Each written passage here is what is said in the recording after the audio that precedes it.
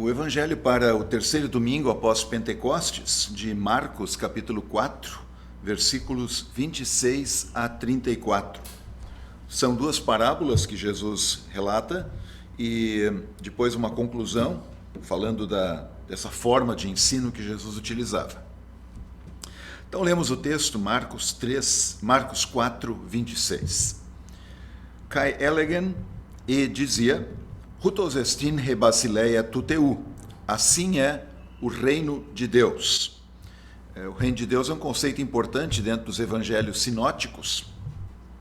O reino de Deus é a ação de Deus no mundo, é a ação que Deus realiza por meio do seu Filho no tempo, quando Cristo vem ao mundo, e naturalmente que esse reino, então, se concretiza de maneira definitiva na segunda vinda de Jesus. Aqui o reino ele é usado para falar da obra de Deus no mundo por intermédio do ministério de Cristo.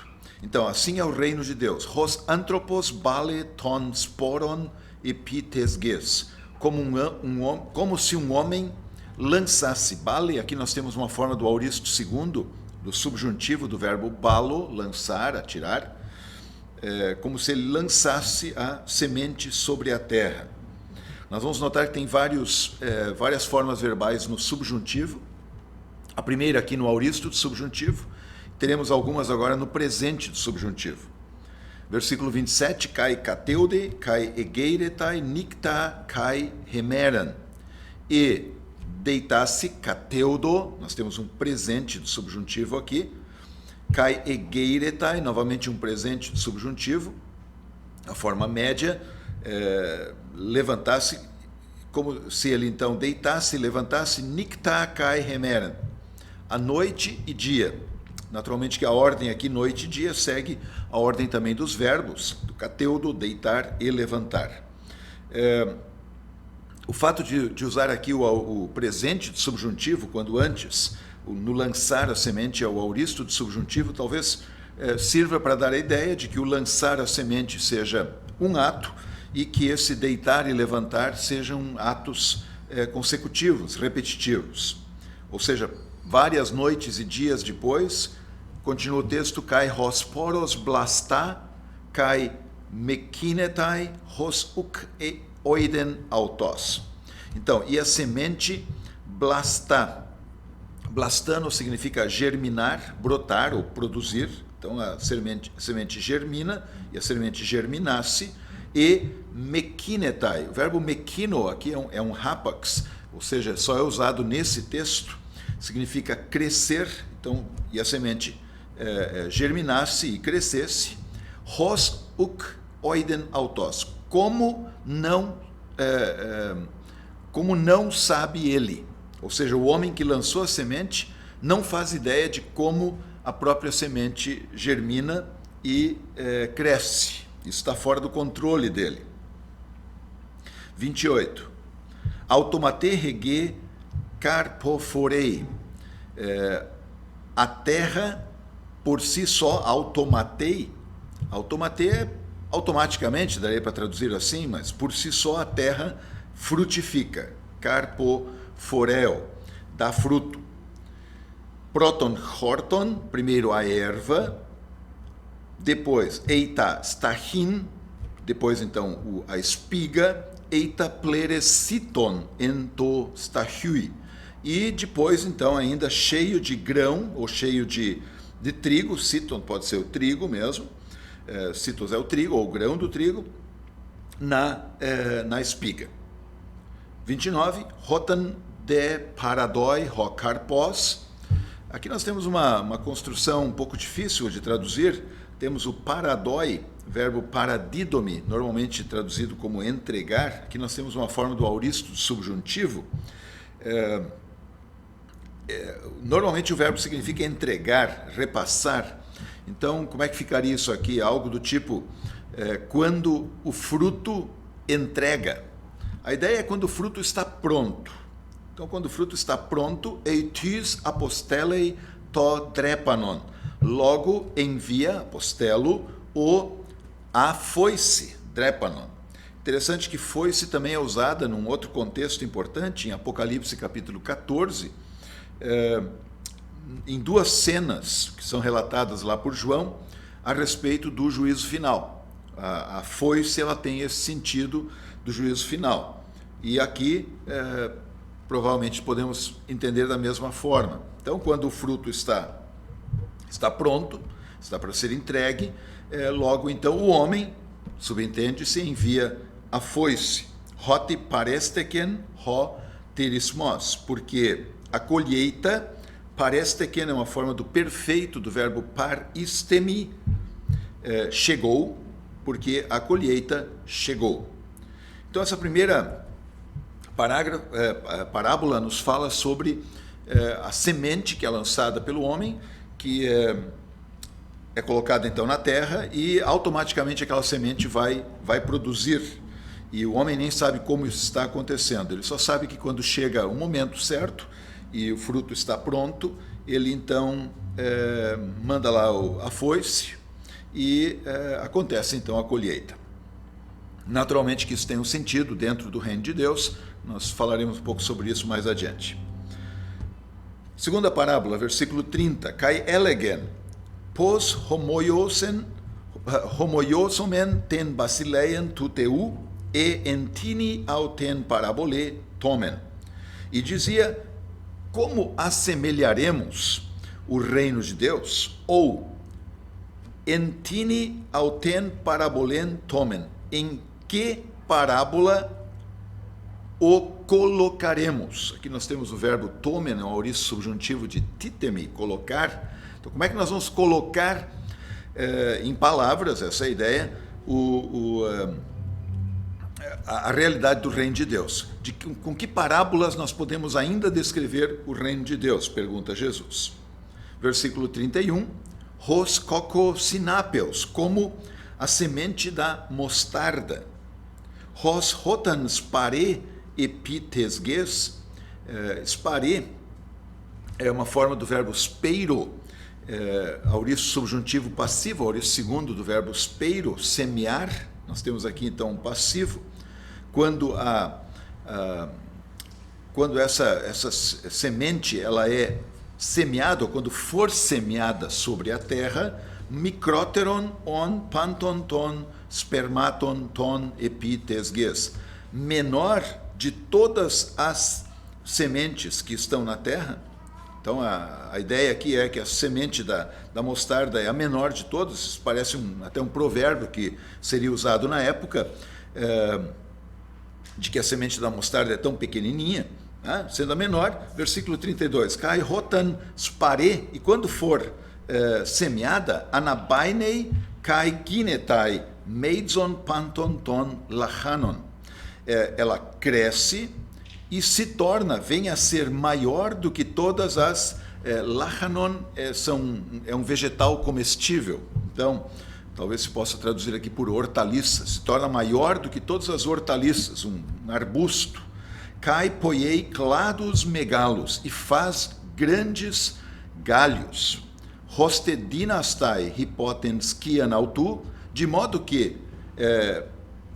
a poder sob a sua sombra, tapeteinatu uranu, as aves do céu, kataskenun. Kataskenoo é um verbo usado aqui no infinitivo presente, significa fazer pouso ou até descansar. É assim usado também na Septuaginta, no Antigo Testamento, para pássaros que descansam num determinado galho de árvore. Tá? Então, o grão de mostarda colocado na terra, ele produz então uma grande planta, maior do que outras hortaliças do tipo dela, e chega a fazer galhos tão grandes que as aves do céu podem descansar na sua sombra. Essa então é a segunda parábola. E o texto termina então, nos versículos 33 e 34, com uma palavra conclusiva sobre as parábolas. Kai toiautais parabolais polais elalei autóis ton logon katos edinanto acuen. E com tais parábolas, com tantas, muitas parábolas, ele falava-lhes a palavra, conforme podiam ouvir. Ouvir aqui naturalmente no sentido de entender, conforme eles conseguiam entender. 34. Horis de paraboles uc elalei autois. E sem parábola não lhes falava. Catidian de, mas em separado, em particular, tois idiois matetais, aos próprios discípulos, epelien panta. Epelien é o verbo epilio, é um verbo raro, é usado apenas 2 vezes no Novo Testamento, e significa explicar. Então, a ideia aqui é, com parábolas ele falava, na medida em que eles conseguiam ouvir isso que ele estava dizendo, e é dessa maneira que ele lhes ensinava, mas de uma maneira muito especial aos discípulos, ele as explicava. Lembrando que essas 2 parábolas que nós lemos, elas seguem imediatamente a parábola do semeador. E fazendo fecho aqui então sobre esse uso das parábolas aqui neste texto de Marcos, a parábola do semeador nos deu aquele quadro de 4 tipos de solos em que caía uma semente e apenas num daqueles solos ela efetivamente frutificou. Aqui nós temos um outro quadro, aqui nós temos um quadro de duas parábolas que falam de sementes que frutificaram. E a ideia que está por detrás de cada uma delas são ideias que se complementam quando tratam sobre o reino de Deus e particularmente sobre a palavra de Deus. O reino ele se caracteriza, como já disse, pela presença de Cristo no mundo e pela presença da palavra de Cristo no mundo. A primeira parábola, ela nos dá uma ideia muito clara de que a palavra, ela produz o seu fruto. E chama atenção aqui que diz que o homem não sabe como. Bem, se nós entendemos aqui o homem como sendo Deus, fica um tanto difícil de compreender como é que Deus não sabe que a palavra frutifica. É evidente que não é este o entendimento aqui, né? A ideia é que a ênfase está nesse fato de que a palavra em si ela vai produzir o seu fruto designado por Deus, assim como também já os profetas haviam anunciado, que essa palavra produz aquilo para o que Deus a designou. Alguém sugeriu, um intérprete sugeriu, que há aqui 2 momentos em que o homem interfere. No primeiro momento ele lança semente, ele começa esse trabalho. Ele é o reino que está vindo, seria nesse caso Jesus. E no final, ele é aquele que traz a foice, que promove a colheita.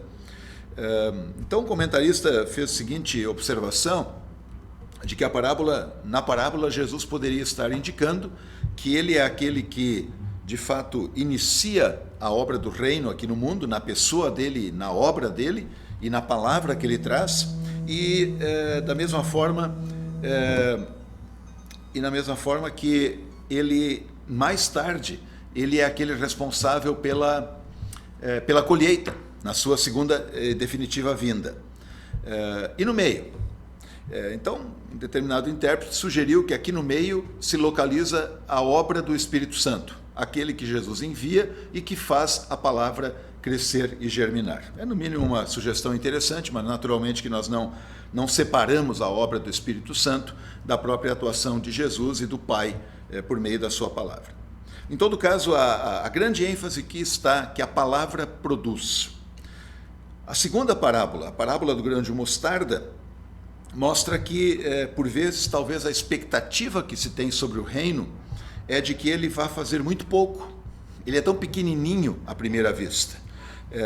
O próprio Cristo, ele, ao vir ao mundo e se manifestar, não é aquele Messias que muita gente esperava no tempo dele. Na verdade, ele é fraco, ele é humilde, ele é pobre. Aparentemente, ele não poderá cumprir com a missão que o Messias tem. No entanto, esse reino se manifesta de uma maneira tão gloriosa que chega a produzir uma grande planta, ou seja, esse reino abrigará sob as suas sombras pessoas de todo o mundo. Esse reino irá se expandir para que muita gente possa encontrar nele o seu consolo, o seu lugar de salvação. Então, são 2 parábolas do reino, mostrando a ação de Deus no mundo por meio da sua palavra. Por um lado, uma palavra que produz efetivamente, ela é poderosa para produzir, Deus Espírito Santo atua por meio dela, e a outra parábola que nos mostra que esse reino, que pode aparentemente parecer tão pequeno e tão fraco, tem um tremendo alcance. E aí a conclusão de que Jesus contava parábolas, ele usava muito desse recurso, mas aos seus discípulos ele se preocupava em ensinar o significado, para que eles tivessem plena consciência do significado do reino na sua atuação aqui no mundo. Seria isso.